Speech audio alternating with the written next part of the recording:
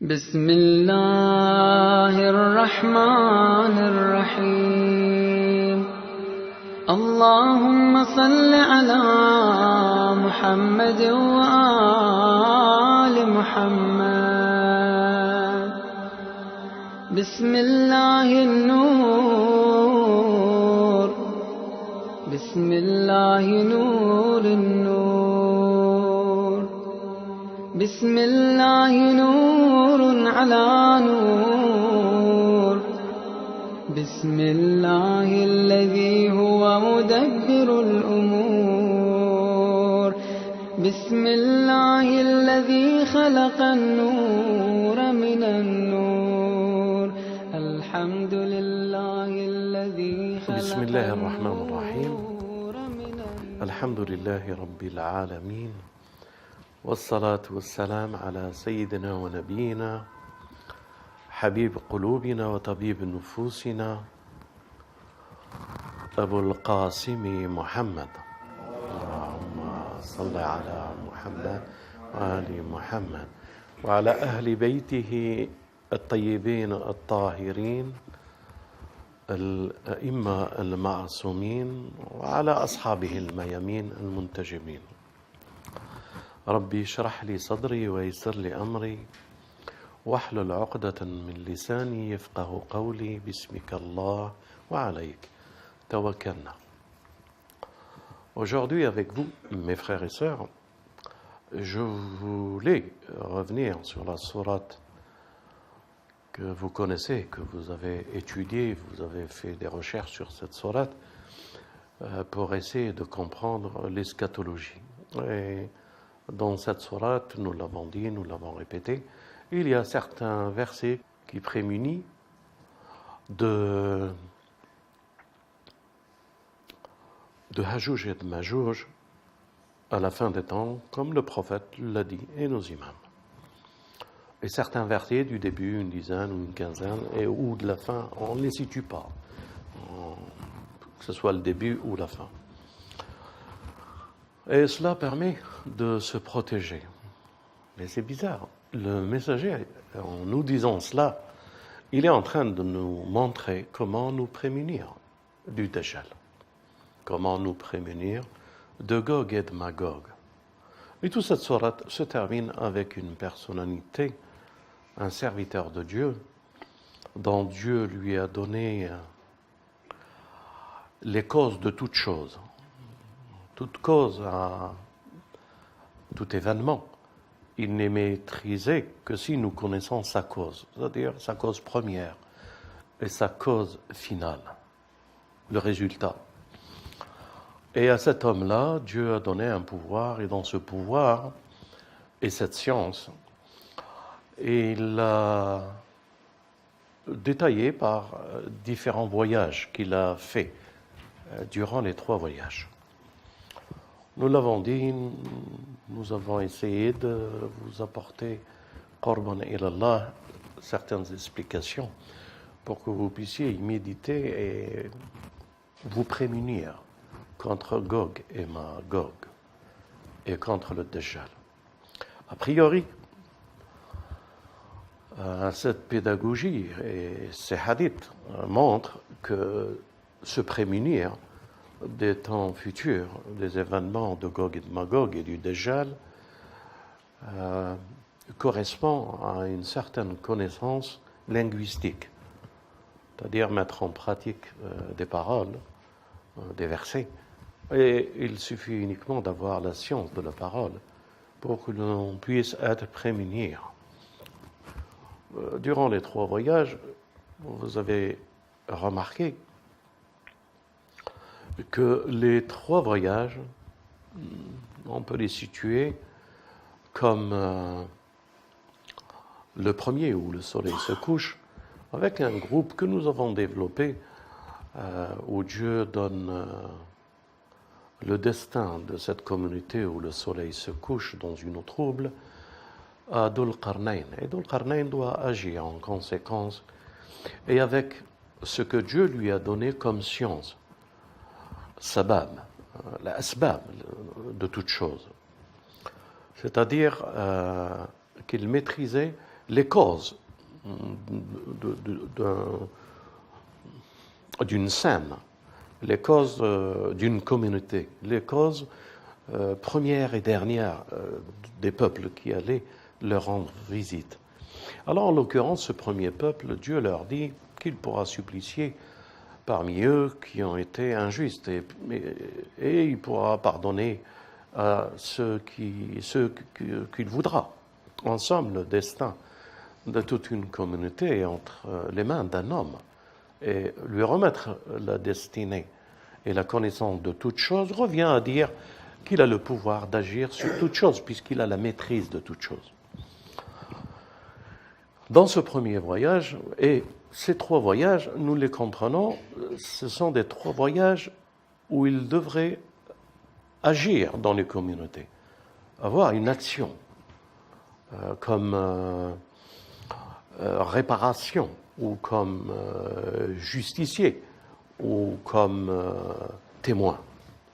En somme, le premier voyage, là où le soleil se couche, il n'est que là que comme justicier. Et c'est dans la justice de la science qu'il a pu établir ce qu'il a établi et laisser à Dieu, quand ils reviendront vers lui au jour de la résurrection, de décider ou de les supplicier encore plus ou de leur pardonner. En somme, cet homme n'agissait qu'entre l'attitude de la science devant une stratégie, la stratégie d'une communauté. Et il intervenait pour rétablir ce droit de la justice à travers les communautés. Mais qui est-il, cet homme? Le Coran nous parle un peu de lui en nous expliquant qu'il est le serviteur de Dieu, mais il comporte un nom. C'est ce nom-là que peut-être qu'il y a encore à méditer sur la fonction du nom, puisque chaque prophète, lorsqu'il porte un nom, il porte la fonction de la mission du nom. Et c'est pour ça qu'on lui donne ce nom. Je ne vais pas revenir sur les attributs et les noms, mais nous avons déjà fait ces recherches, ces études tous ensemble, et ce tadabbur pour essayer de comprendre que chaque nom, il avait une particularité de sa mission. Alors, le nom de Dhul Qarnayn. Durant le deuxième voyage, c'est-à-dire là où le soleil se lève, une communauté que Dieu ne les a pas protégés, et il leur a laissé apparents, ils n'avaient pas de sitra. Sitra, c'est une protection que Dieu donne. Et à ce peuple-là du deuxième voyage, Dieu les a caractérisés par qu'ils n'avaient pas de sitra. Sitra, c'est une protection. Et vous avez bien remarqué à ce peuple qui n'a pas de protection, c'est-à-dire que Dieu ne lui a pas donné la sitra, la sécurité, la protection, Dhul Qarnayn ne s'arrête pas. Alors, bien entendu, les savants, les chercheurs, essaient de comprendre un peu le premier peuple, le soleil où se couche, le deuxième peuple qui n'avait pas de sécurité. Il est extraordinaire parce que si ce peuple qui n'a pas de sitra et de sécurité, pourquoi ce voyage au lever du soleil? Donc, s'il y a voyage au lever du soleil, cela correspond à ce qu'il est impératif que dans les 3 degrés de notre humanité, de l'homme, il y aura toujours cette proportion que des catégories. Mais ce qui est bizarre aussi, c'est que dans le premier voyage, il y avait un peu les deux. Et là, il s'est arrêté, parce qu'il y avait les deux. Mais dans le premier voyage, qui n'avait pas de sécurité, et ce n'est plus le soleil qui se couche dans une eau bouillante, trouble, mais c'est plutôt un lever de soleil où cette lumière, les gens n'avaient pas de sécurité. C'est-à-dire, cela veut dire, mes frères, mes sœurs, en faisant bien des recherches et en faisant tadabbur, la sécurité de Dieu donne la science. Et l'insécurité donne l'ignorance. Donc, dans la sécurité que ce peuple n'avait pas, il était inondé d'ignorance et de défauts. Et que ces ignorances et ces défauts, ça veut dire que ces personnes n'ont pas l'esprit de pouvoir avoir une sécurité et une recherche ou un rapprochement vers la science. Donc, toutes les personnes qui n'aspirent pas à la recherche et à la science de Dieu n'ont pas de sécurité. Ils n'ont pas la sécurité de Dieu sur eux. Ça veut dire que Dieu choisit les hommes et protège les hommes, leur donne la sécurité ou ne leur donne pas cette sécurité. Et cette science, qui est comme le premier voyage du coucher du soleil, si les gens n'ont pas la sécurité de Dieu, ils ne sont voués qu'à l'ignorance. Et l'ignorance, Dhul-Qarnayn ne s'arrête pas devant l'ignorance. Il s'arrête plutôt dans une dualité où la science est acceptée par certains et refusée par d'autres. Alors là, il y a injustice. Mais dans le deuxième voyage, il n'y a pas injustice et justice, il y a sécurité et insécurité. Donc, la sécurité, l'insécurité que Dieu dit qu'ils n'ont pas la protection, la sitra, ils n'ont pas la protection, ça veut dire que lorsque Dieu ne protège pas un peuple, ce peuple ne peut pas accéder à la science. Donc si on a fait le premier voyage et en comprenant les significations de la science tout entière, et qu'un soleil qui se couche dans une eau trouble, c'est-à-dire, comme nous l'avons dit, nous l'avons répété, certaines personnes qui ont la science, cette science, elle est trouble chez eux, c'est-à-dire qu'ils ne la vivent pas comme une réalité divine qui descend sur eux pour exercer le droit à la science et à la justice, et c'est pour ça qu'il y a jugement. Donc, ce que nous possédons, nous, comme science, si nous nous attribuons une particularité parmi ce peuple où le soleil se couche, ou parmi le peuple où le soleil se lève, ces deux peuples qui nous préparent au troisième veut dire c'est ce que nous faisons, de ce que nous savons, de ce que nous maîtrisons, de ce que nous lisons.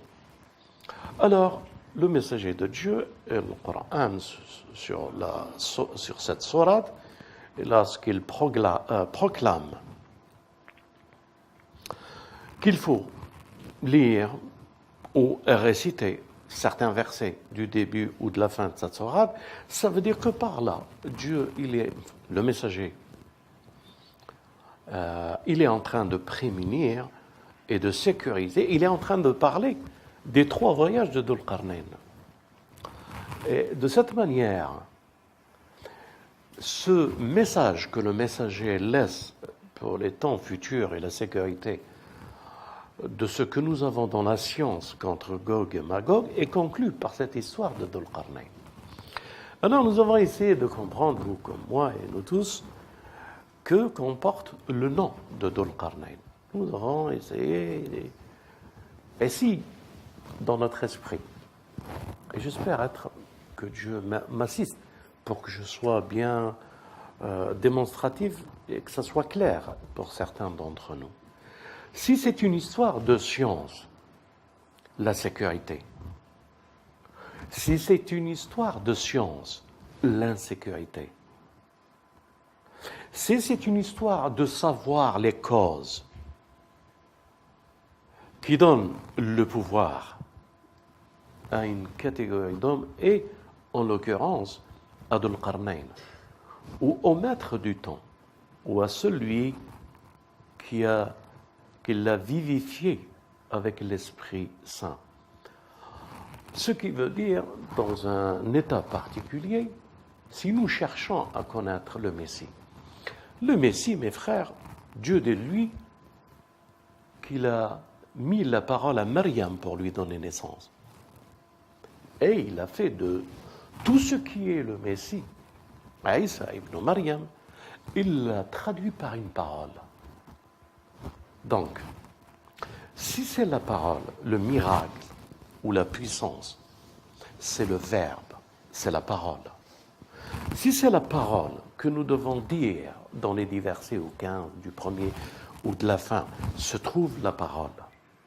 Si Dhul Qarnayn, qu'il a priori le pouvoir et la maîtrise de la connaissance par la science et les causes à travers la parole. Si les gens du troisième voyage se posent la question et que Dieu dit, parce qu'ils ne maîtrisent pas le langage, qu'il demande à Dhul Qarnayn de les assister. Mais s'ils maîtrisaient le langage, pourquoi cette indication que Dieu nous met dans le livre pour cette communauté, le troisième voyage? C'est que ces personnes ne maîtrisent pas le langage. Mais tout simplement, la maîtrise du langage et de la parole et la sécurité contre Dajjal et contre Gog et Magog. Alors c'est quoi la parole? C'est qui est Dhul Qarnayn? Et qu'est-ce qu'il y a derrière la parole?